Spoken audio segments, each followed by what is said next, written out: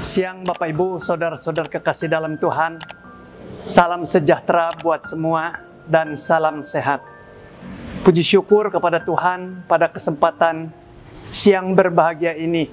Saya di sini ingin juga menyampaikan satu perenungan, satu sharing sebagai bentuk video pastoral kali ini. Adapun nats firman Tuhan yang boleh saya bacakan terambil dari kitab Kisah Para Rasul pasal yang ke-16 ayatnya yang ke-10. Demikian bunyi firman Tuhan. Setelah Paulus melihat penglihatan itu, segeralah kami mencari kesempatan untuk berangkat ke Makedonia. Karena dari penglihatan itu kami menarik kesimpulan bahwa Allah telah memanggil kami untuk memberitakan Injil kepada orang-orang di sana. Terlepas seorang Rasul Paulus memiliki background ataupun latar belakang yang gelap, latar belakang yang jelek, sebagai penganiaya orang percaya, sebagai penentang kepada Kristus Yesus. Namun, setelah perjumpaannya dengan Kristus Yesus, setelah ia menerima Kristus sebagai Tuhan Juru Selamat, kita patut angkat topi serasa salut atas segala sepak terjang, segala karya-karya kehidupannya di dalam menjalani hari-harinya sebagai pengikut Tuhan. Luar biasa kerendahan hatinya. Rasul Paulus pernah berkata kepada jemaat Korintus, "Aku adalah sebagaimana aku ada sekarang adalah karena kasih karunia Tuhan. Karena kasih karunia Tuhan, aku ada sebagaimana aku ada sekarang, dan kasih karunia itu tidak ia sia-siakan." Melainkan Paulus bekerja lebih keras daripada orang yang lain. Tetapi itu juga, kata Paulus, kasih karunia daripada Allah kepadanya. Segala penuturan, pengakuan dengan dibarengi kerendahan hati, bukan diungkapkan dan baik di mulut saja, melainkan praktek pekerjaan, pelayanan, pekabaran Injilnya amat sangat luar biasa. Dipimpin oleh Roh Tuhan, disertai segala sesuatunya oleh rancangan dan karya Tuhan, sehingga segala sesuatu yang diperbuat telah menjadi berhasil. Buat saya seorang Paulus bukan sekedar hamba Tuhan biasa, bukan sekedar hamba Tuhan profesional, tetapi lebih daripada itu. Dia bukan saja taat dan setia kepada panggilannya. Di dalam suka duka, bahkan apapun yang menjadi konsekuensi logis harus menderita, dia terima untuk demi pekerjaan pelayanan pada Kristus Yesus. Dia begitu lekat dan begitu intim di dalam kaitan hubungan dengan Tuhan, sehingga ia tahu persis apa-apa yang dikerjakan dan diperbuatnya sungguh-sungguh itu merupakan panggilan dirinya untuk mengerjakan sesuatu. Di dalam Kisah Para Rasul 16 ayat 10 mengungkapkan tentang bagaimana dia menerima suatu penglihatan. Dan setelah penglihatan itu ia terima, ia buru-buru cari kesempatan untuk bagaimana bisa menyeberang ke Makedonia. Dia tahu persis di sana banyak orang sedang menanti jeritan Injil harus dikumandangkan di sana untuk orang-orang yang merindukan akan berita keselamatan. Paulus perbuat dan kerjakan. Buat Paulus, panggilan itu adalah suatu kesempatan. Kesempatan dia tidak sia-siakan, melainkan dia nyebrang pergi ke Makedonia dan banyak orang di sana diselamatkan. Nah, kaitan ketika saya hari ini bertepatan dengan usia saya 66 tahun. Saya sendiri ketika menoleh ke waktu yang sudah banyak yang sudah saya lalui. Ya, kapan Pendeta Andrew menjadi orang Kristen? Sebenarnya saya umur 6 tahun sudah menjadi murid sekolah minggu di KIM Tong, yakni pada tahun 1960. Saya hidup sebagai seorang anak sekolah minggu remaja di KIM Tong.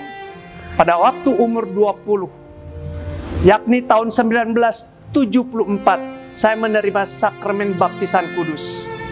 Saya jadi seorang pemuda yang aktif di gereja, berkesempatan mendapat panggilan dan panggilan.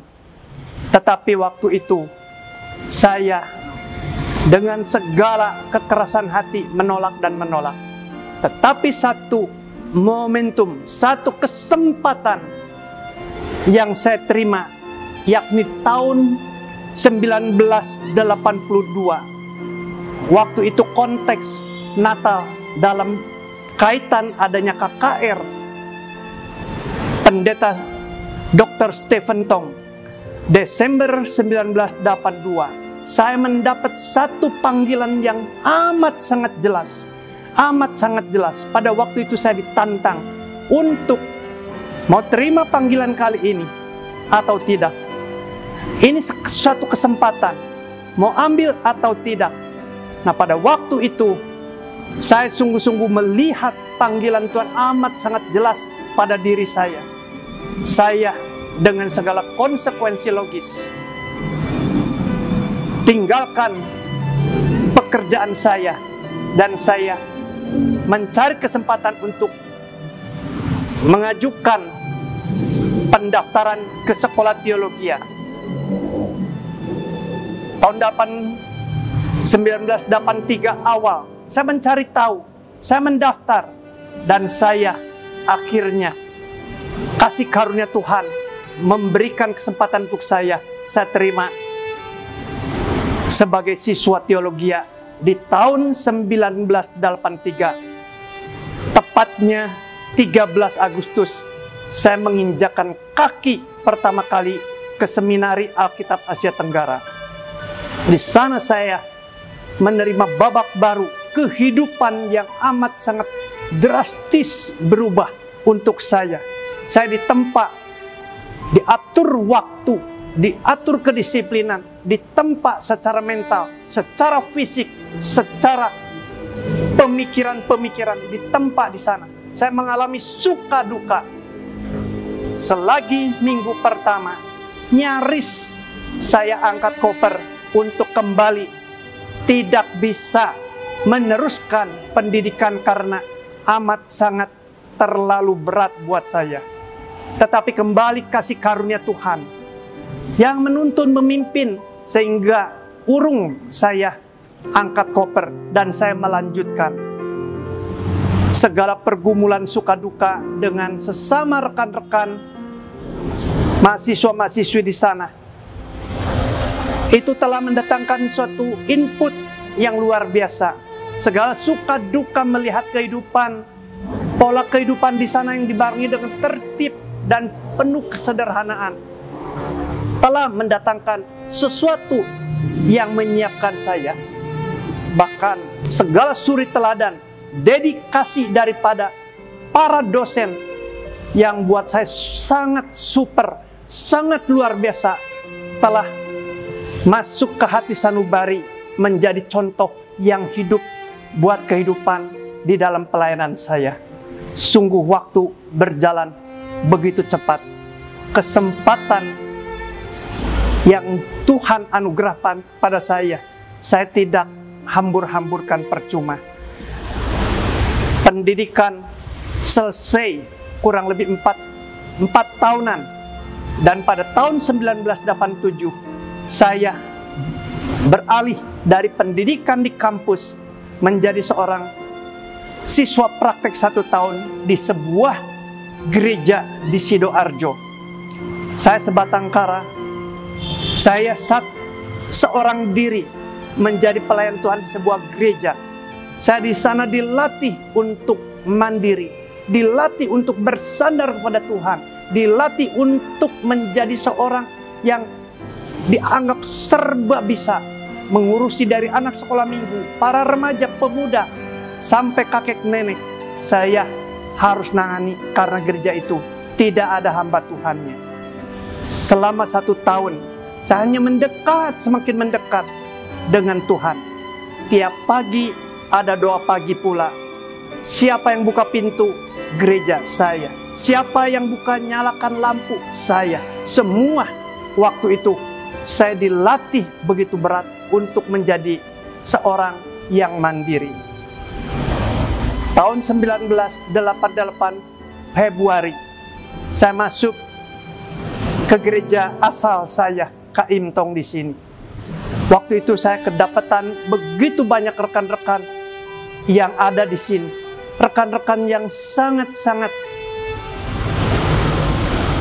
bertalenta, memiliki fasilitas, memiliki suatu karakter, pemikir-pemikir teologi yang luar biasa. Sungguh saya datang ke tempat ini sebagai seorang hamba Tuhan yang pemula, yang jauh daripada hamba-hamba Tuhan yang sudah ada, tetapi kasih karunia pula dari Tuhan, sehingga saya juga tetap bisa beradaptasi, bisa menjalani kehidupan pelayanan di gereja asal. Suka duka pasti ada, sehingga membawanya semua terus berjalan, mengalir, tak terasa. Ya kalau dihitung tahun 88 sampai ke sini, 32 tahun saya sudah pelayanan sini. Kalau dihitung dari sekolah minggu di sini, saya sudah 60 tahun ada di Kaimtong. Kalau dihitung sejak dibaptis tahun 74, saya sudah mengalami tahun-tahun yang banyak sebagai seorang abdi Tuhan tempat ini, sebagai pengikut Tuhan tempat ini. Semua bukan karena hebat dan baiknya saya, tetapi kasih karunia Tuhan yang sudah Tuhan anugerahkan. Tidak tahu dan tidak mengerti apa jadinya. Seandainya Desember 1982 kesempatan yang begitu jelas masih saya tolak dan masih saya tidak bisa terima, dan saya tidak taat dan setia kepada panggilannya pada waktu itu. Entah apa yang teralami pada diri saya. Di usia yang 66 ini, saya cukup senang dan bangga karena selama perjalanan kehidupan ini, ya saya berkecimpung di dalam ladang pelayanan Tuhan, ikut terlibat bersama-sama dengan gereja Tuhan tempat ini untuk mengembangkan. Ada suka, ada duka, ada suatu pekerjaan-pekerjaan yang baik, ada yang kurang. Tetapi sungguh hati saya merasakan senang, merasakan gembira. Karena Tuhan kasih karunia-Nya kepada saya amat sangat luar biasa, menuntun, memimpin. Ya pada hari kemarin 30 September merupakan buat saya satu hadiah yang amat besar, karena ada seorang atas nama Bapak Ikin Sujana diinjili, mau menerima Kristus, bahkan pada hari kemarin terima sakramen baptisan kudus. Ini merupakan suatu yang mendatangkan sukacita besar, satu hadiah yang tak terkirakan. Bagaimana seorang yang selama ini mengeraskan hati pada Tuhan, tetapi atas segala pekerjaan yang terus Tuhan limpahkan, percayakan pada saya, orang itu percaya. Mari, kesempatan tidak banyak, waktu tidak bisa ada seorang pun yang memperlambat ataupun apalagi menyetopnya. Terus waktu bergulir. Adakah kesempatan-kesempatan yang Tuhan anugerahkan kepada saudara-saudari sekalian? Dan tidak disia-siakannya, melainkan terus diterima dengan penuh rasa syukur, sukacita, dan senantiasa kita kerjakan sebagai suatu wujud mau mengungkapkan satu rasa syukur kepada Tuhan. Di akhirnya saya hanya bisa berkata sebagaimana Rasul Paulus mengungkapkan kepada jemaat di Roma, yaitu karena segala sesuatu dari Dia, oleh Dia, kepada Dia segala kemuliaan untuk selama-lamanya. Amin.